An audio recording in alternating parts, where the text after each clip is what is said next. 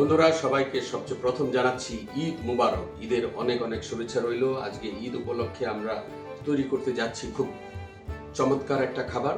আমি আজকে তৈরি করব বিফ বিরিয়ানি। এটা বিরিয়ানি তৈরি করার জন্য এখানে আমি 500 গ্রাম গরুর মাংস রেখেছি, পেঁয়াজ কুচি রেখেছি 500 গ্রাম, অর্ধেক মশলার সাথে ব্যবহার করব, অর্ধেক পোলাওর সাথে ব্যবহার করব। এখানে রেখেছি 350 গ্রাম আলু, এটা আমার গার্নিশ, তেজপাতা 3-4টা, লবঙ্গ 8-9টা, দারচিনি 3-4টা এবং আস্তা জিরা 1 টিস্পুন, লবণ পরিমাণ মতো, আদা রসুন বাটা 2 tablespoon, garam masala 1 tablespoon, chilli powder 1 tablespoon, ধনিয়া পাউডার 1 টিস্পুন, হলুদ 2 টিস্পুন, জিরা 2 টিস্পুন। বন্ধুরা সবচেয়ে প্রথম আমি মাংসটা স্টার্ট করব রান্না করা, কারণ মাংসটা আমার গাঢ় হতে অর্থাৎ গলে যেতে সময় লাগবে অলমোস্ট 1 ঘন্টা। তো তাই সবচেয়ে প্রথম আমি মাংস দিয়ে স্টার্ট করছি। দেখতে পাচ্ছেন তেল গরম হয়ে গেছে, অর্ধেকটা আমি এখানে ঢেলে দিয়েছি। এখানে দিয়ে দিচ্ছি তেজপাতা, 2 এলাচ, 1টা দারচিনি,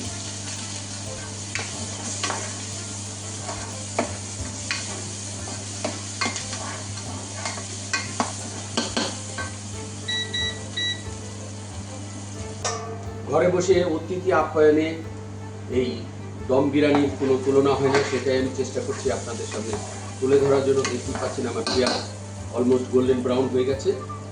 এখন আমি এর মধ্যে ঢেলে দিচ্ছি আদা রসুন বাটা এবং তার সাথে সাথে গরুর মাংস।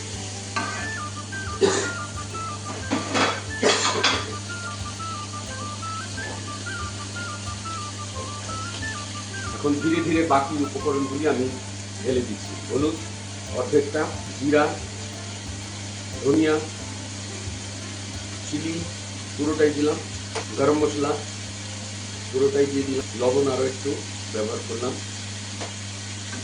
টমেটো কুচিটা ঢালার পরে এর মধ্যে থেকে সামান্য একটু পানি আসবে।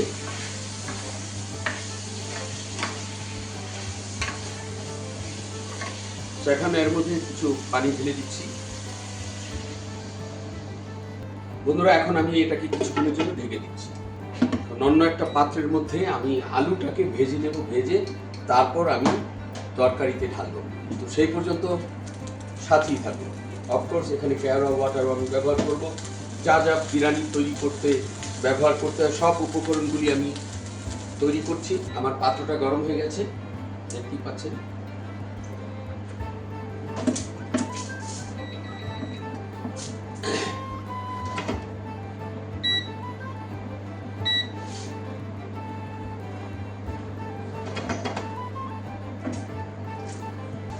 বন্ধুরা আমার আলুটা প্রস্তুত হয়ে গেছে, এখন এটাকে সরিয়ে নিচ্ছি।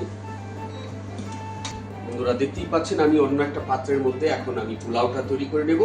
আমার পাত্র গরম হচ্ছে, এর মধ্যে আমি ঢেলে দিচ্ছি বাটার, এখন তেজপাতা, এলাচ দানা, জিরা, সেই সাথে বাকি পেঁয়াজ।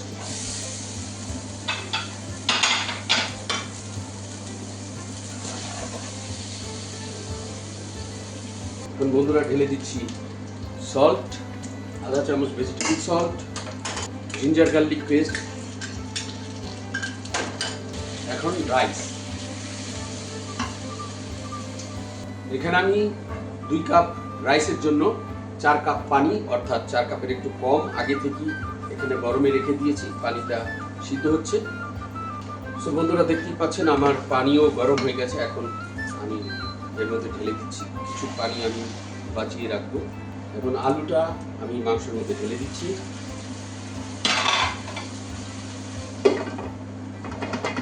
আর একটু লেবুর রস, কিছুক্ষণের জন্য ঢেকে দিচ্ছি।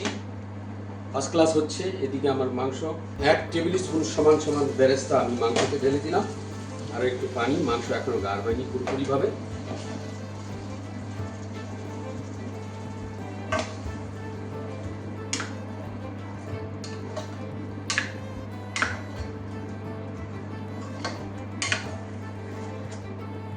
বন্ধুরা দেখতে পাচ্ছেন আমার মাংস সুন্দর প্রস্তুত হয়ে গেছে।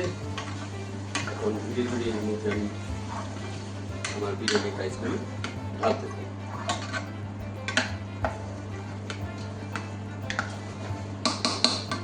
এখন যেটা করতে যাচ্ছি দেখতেই পাচ্ছেন একগুচ্ছ ধনেপাতা এবং পুদিনা পাতা এখানে আমি রেখে দিচ্ছি মধ্যেখানে শুধু ফ্লেভারের জন্য। এখানে আগে থেকেই সাফরন আমি গুলিয়ে রেখেছিলাম, পানিতে ভিজিয়ে রেখেছিলাম। সামান্য একটু সাফরন আমি দিয়ে দিচ্ছি রাইসের মধ্যে, একটু কেওড়া ওয়াটার দুই দিকেই। দেখতে পাচ্ছেন আমার রাইস 70% প্রস্তুত।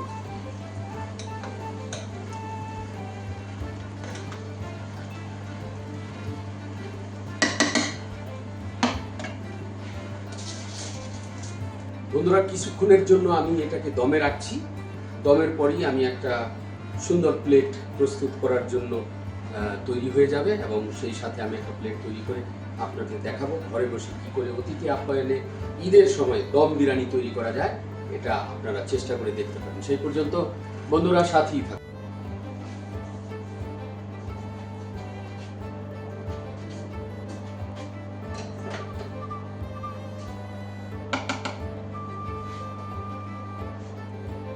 দেখতে পাচ্ছেন আলু। সো বন্ধুরা, ঈদ মুবারক। আমার ঈদের দম বিরিয়ানি পরিবেশনের জন্য প্রস্তুত। আজকে এটা আমাদের ঈদের খাবার, এর সাথে আরো অনেক রকমের খাবারের প্রস্তুত হয়েছে, সেটা দিয়ে আমরা আজকে দুপুরবেলা আমরা ঈদের অনুষ্ঠান উদযাপন করব। সো যদি রেসিপিটা ভালো লাগে লাইক ও শেয়ার করতে ভুলবেন না। বন্ধুরা, সেই পর্যন্ত ভালো থাকবেন এবং সুস্থ থাকবেন। আবারও সকলকে জানাচ্ছি মিউনিক জার্মানি থেকে ঈদ মুবারক।